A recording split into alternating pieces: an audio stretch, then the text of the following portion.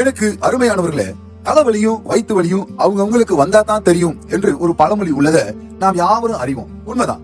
சோதனைகளையும் போராட்டங்களையும் உபத்திரவங்களையும் சவால்களையும் தங்களுடைய அன்றாட வாழ்க்கையில சந்தித்துக் கொண்டிருக்கும் எவருக்கும் நம்ம என்னதான் ஆறுதல் சொன்னாலும் ஆலோசனை தந்தாலும் அவர்களுடைய மனசுல ஏற்படுகிற வழிய அவர்கள் தான் சுமக்க வேண்டியுள்ளது.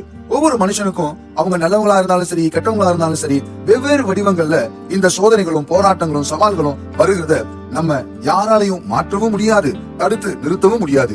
இவைகள் எவரையும் விட்டு வைப்பதும் இல்ல. சோதனையின்றி சாதனை இல்ல, வேதனையின்றி வெற்றியும் இல்ல. இந்த சோதனைகளையும் வேதனைகளையும் அதனால உண்டான வழிகளையும் சகித்தவர்களே சாதனையாளர்களாக இருக்கின்றதையும் நாம் காண்கின்றோம்.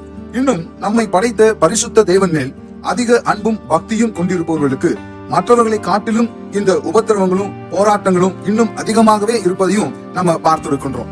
நமக்குள்ள ஒரு கேள்வி எழும்புங்க. இந்த சோதனைகளும் போராட்டங்களும் வரணும்னு என்ன அவசியம்?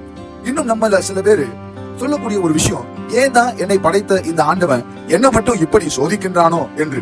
பள்ளியில பயிலக்கூடிய பிள்ளைகள் ஒரு வகுப்பிலிருந்து அடுத்த வகுப்புக்கு செல்லணும்னா அவர்களுக்கு காலாண்டு தேர்வு, அரையாண்டு தேர்வு, முழுஆண்டு தேர்வு என்று சொல்லி சோதனைகளை நடத்தி அதில் அடுத்த வகுப்பிற்கு செல்ல தகுதியுள்ள மதிப்பெண்கள் எடுக்கும் பட்சத்தில் மட்டுமே அவர்கள் அடுத்த வகுப்புக்கு செல்வதை நாம் பார்க்க முடியும்.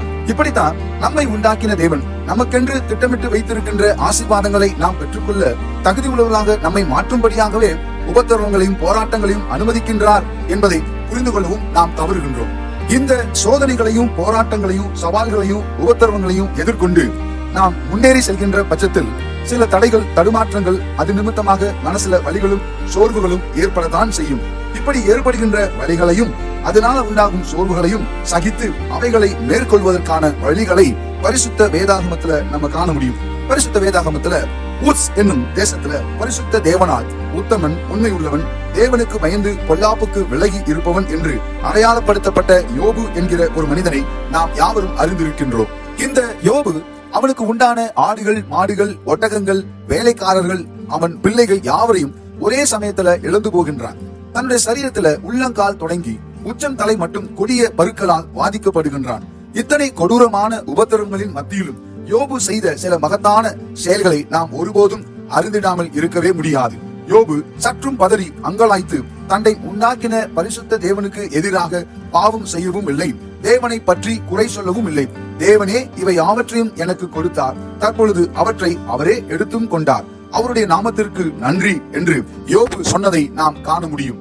உத்தமன், நல்லவன், தேவனுக்கு பயந்தவன் என்று தேவனால் அடையாளப்படுத்தப்பட்டிருந்த போதிலும் இப்படிப்பட்ட கொடூரமான உபத்திரவங்கள் யோபுவின் வாழ்க்கையில் வந்தது நிமித்தம் நாம் தெரிந்து கொள்ள வேண்டிய ஒரு மிகப்பெரிய உண்மை என்னவெனில், நாம் நினைப்பது போல் எல்லா நேரங்களிலும் உபத்திரவங்கள் நம்முடைய பாவங்களுக்கான தண்டனையாக இருந்துவிட முடியாது.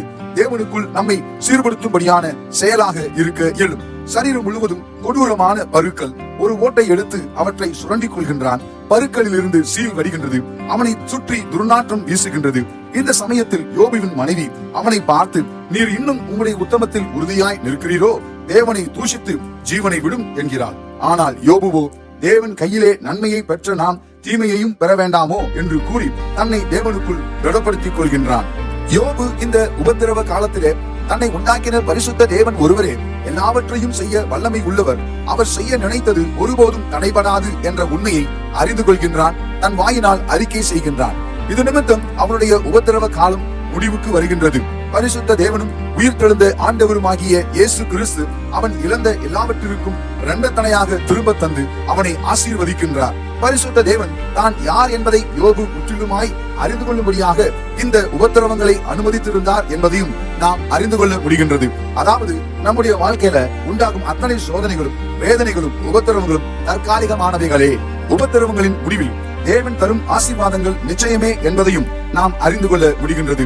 ஆகவே எனக்கு அருமையானவர்களே, நம்முடைய அன்றாட வாழ்க்கையில ஏற்படுகின்ற சோதனைகள், உபத்திரவங்கள், போராட்டங்கள் மத்தியிலே உண்டாகும் வழிகளை மேற்கொள்ள நாம் செய்ய வேண்டியதெல்லாம் பதறி பரிசுத்த தேவனுக்கு விரோதமாக பேசாமல் செயல்படாமல், நம்மை உண்டாக்கின தேவனுக்கு தெரியாம இந்த உபத்திரவங்கள் நம் வாழ்வில் அனுமதிக்கப்பட்டிருக்காது என்று முழு மனதோடு ஏற்றுக்கொண்டு தேவனுக்குள் நம்மை திடப்படுத்திக் கொண்டு, எல்லா மனுஷருக்கும் நேரிடுகிற சோதனையே அல்லாமல் வேறே சோதனை நமக்கு நேரிடவில்லை, நம் தேவன் உண்மை உள்ளவர், நம் திராணிக்கு மேலாக நாம் சோதிக்கப்படுகிறதற்கு அவர் இடம் கொடார்.